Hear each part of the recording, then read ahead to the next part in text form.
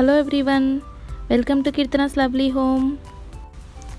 ఇవాళ నేను ఒక చుక్క కూడా నూనె యూజ్ చేయకుండా చపాతీ ఎలా ప్రిపేర్ చేసుకోవాలో చూపిస్తున్నాను.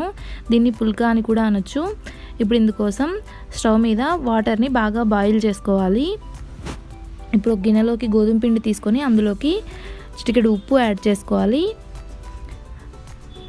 ఇప్పుడు మరిగించుకున్న వేడి నీళ్ళని గోధుమ పిండిలో యాడ్ చేసుకొని ఒక గరిటెతో బాగా కలుపుకోవాలి. దీన్ని చేత్తో కలుపుకుంటే వేడి ఉంటుంది కదా, అందుకనే గరిటెతో బాగా కలుపుకోవాలి. ఇలా కలుపుకొని దీన్ని ఒక 10 నుంచి 15 నిమిషాల సేపు చల్లారేదాకా పక్కన పెట్టుకోవాలి.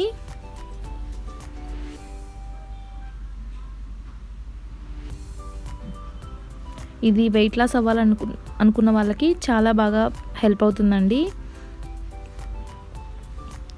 ఇప్పుడు 10 నిమిషాల తర్వాత ఇది గోరువెచ్చగా ఉన్నప్పుడు దీన్ని ఇలా చేత్తో ఒక చపాతీ ముద్దలాగా ప్రిపేర్ చేసుకోవాలి. పిండిని ఎంత బాగా కలుపుకుంటే మన చపాతీలు అంత సాఫ్ట్గా వస్తాయి. సో చపాతీ పిండిని బాగా నీట్ చేసుకోవాలి. ఇలా కలుపుకొని దీన్ని మళ్ళీ ఒక 15 నుంచి 20 నిమిషాల సేపు పక్కన పెట్టుకోవాలి. ఇప్పుడు ఒక బాల్ సైజ్ ముద్దను తీసుకొని చపాతీలాగా రౌండ్ షేప్లో రోల్ చేసుకోవాలి.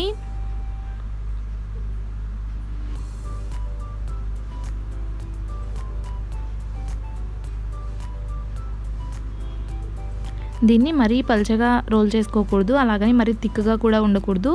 మీడియం సైజులో ఉంటే సరిపోతుంది. ఇప్పుడు దీన్ని ఒక పెన్నం మీద వేసుకొని 2 సైడ్లా ఒక్కొక్క నిమిషం పాటు కాల్చుకోవాలి.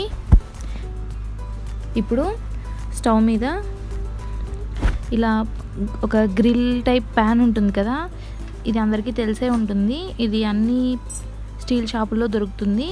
ఇలా దాన్ని పెట్టుకొని దాని మీద మనం కాల్చుకున్న చపాతీని వేసుకుంటే చూడండి చపాతీ ఎంతగా పొంగుతుందో.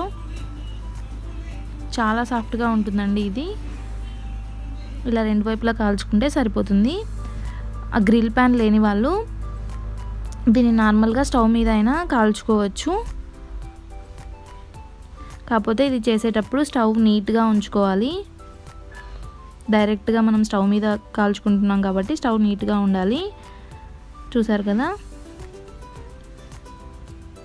దీనివల్ల చపాతీలు చాలా బాగా పొంగుతాయి అండ్ చపాతీలు కూడా చాలా సాఫ్ట్గా ఉంటాయి.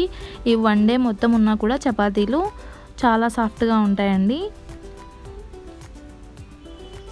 చూసారు కదా, మనం ఈ రెసిపీలో ఒక్క డ్రాప్ ఆయిల్ కూడా యూజ్ చేయలేదు. సో దీనివల్ల వెయిట్ లాస్ అవ్వాలనుకున్న వాళ్ళకి చాలా బాగా యూజ్ అవుతుంది ఇది.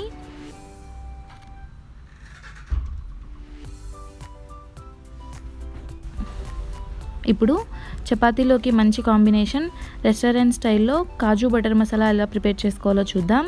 ముందుగా దానికోసం ఒక ప్యాన్ పెట్టుకొని కాజుని వేయించుకోవాలి. ఈ కాజుని నెయ్యిలో కానీ నూనెలో కానీ వేయించుకోవచ్చు. నేనైతే కొంచెం నూనె అండ్ కొంచెం నెయ్యి యాడ్ చేసుకొని వేయించుకుంటున్నాను. వీటిని గోల్డెన్ కలర్ వచ్చేదాకా వేయించుకొని ఒక ప్లేట్లోకి తీసి పక్కన పెట్టుకోవాలి.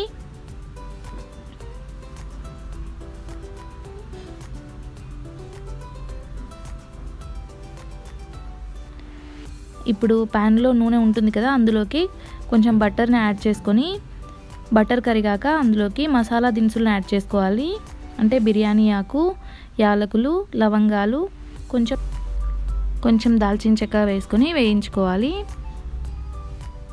ఇవి కొంచెం వేగాక అందులోకి చిన్నగా కట్ చేసి పెట్టుకున్న ఉల్లిపాయ ముక్కల్ని కూడా వేసుకొని వాటిని కూడా గోల్డెన్ కలర్ వచ్చేదాకా వేయించుకోవాలి. ఇప్పుడు ఉల్లిపాయ ముక్కలు వేగే లోపల టొమాటో ప్యూరీని ప్రిపేర్ చేసుకోవాలి. ఇక్కడ టొమాటో పీసెస్ని కట్ చేసుకొని అందులోకి కొంచెం పాలు యాడ్ చేసుకొని దీన్ని గ్రైండ్ చేసుకోవాలి. ఇప్పుడు ఉల్లిపాయ ముక్కలు వేగాక అందులోకి ప్రిపేర్ చేసి పెట్టుకున్న టొమాటో ప్యూరీని యాడ్ చేసుకొని దీన్ని ఉడికించుకోవాలి.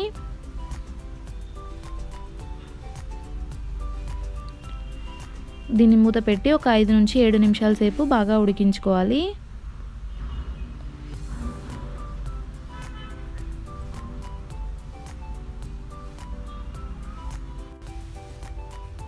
ఇప్పుడు ఇందులోకి తగినంత ఉప్పు, కారం అండ్ కొంచెం ధనియాల పొడి కూడా యాడ్ చేసుకొని బాగా కలుపుకొని మళ్ళీ మూత పెట్టుకొని మరో 5 నిమిషాల సేపు బాగా ఉడికించుకోవాలి.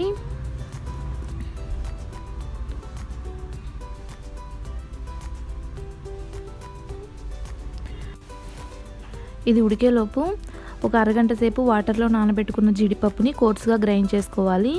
దీన్ని మిక్సర్ జార్లో కూడా గ్రైండ్ చేసుకోవచ్చు. నేనైతే చిన్న రోట్లో దీన్ని దంచుకుంటున్నాను. దీన్ని కోర్స్గా గ్రైండ్ చేసుకోవడం వల్ల మనం తినేటప్పుడు జీడిపప్పు పలుకులు ఆ నోటికి తగులుతాయి కదా, టేస్ట్ బాగుంటుంది. ఇప్పుడు అందులోకి మనం ముందుగా గ్రైండ్ చేసి పెట్టుకున్న జీడిపప్పు పేస్ట్ని యాడ్ చేసుకోవాలి. మళ్ళీ ఒకసారి బాగా కలుపుకోవాలి.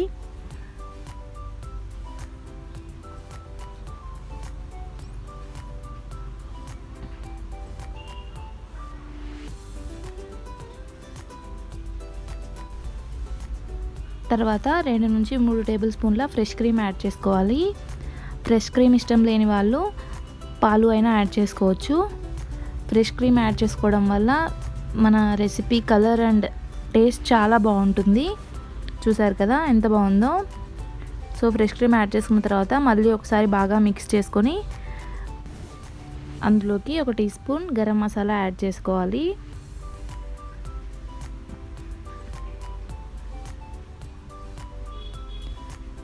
గరం మసాలా యాడ్ చేసుకున్న తర్వాత దీన్ని మరో 5 నిమిషాల సేపు ఉడికించుకోవాలి. ఇప్పుడు అందులోకి మనం ముందుగా వేయించి పెట్టుకున్నాం కదా జీడిపప్పుని, వాటిని కూడా యాడ్ చేసుకొని బాగా కలుపుకొని దీన్ని మరో 5 నిమిషాల సేపు మూత పెట్టుకొని ఉడికించుకోవాలి.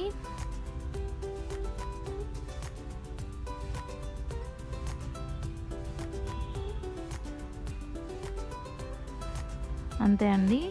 ఫైనల్గా కసూరి మేతిని యాడ్ చేసుకోవాలి. కసూరి మేతి యాడ్ చేసుకున్న తర్వాత ఒకసారి కలుపుకొని స్టవ్ ఆపేసుకుంటే మన రెస్టారెంట్ స్టైల్లో కాజు బటర్ మసాలా రెడీ అయిపోతుంది. ఇది చపాతీలోకి చాలా చాలా బాగుంటుంది.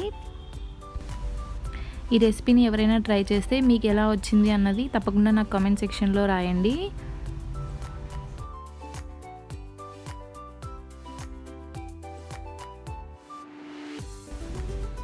ఈ వీడియో కనుక మీకు నచ్చితే ప్లీజ్ ఈ వీడియోని లైక్ చేయండి, షేర్ చేయండి అండ్ కమెంట్ చేయండి. అండ్ నా ఛానల్ని ఇంకా సబ్స్క్రైబ్ చేసుకోకపోతే సబ్స్క్రైబ్ చేసుకోండి. Thank you so much for watching. మళ్ళీ నెక్స్ట్ వీడియోలో కలుద్దాం. Until then bye.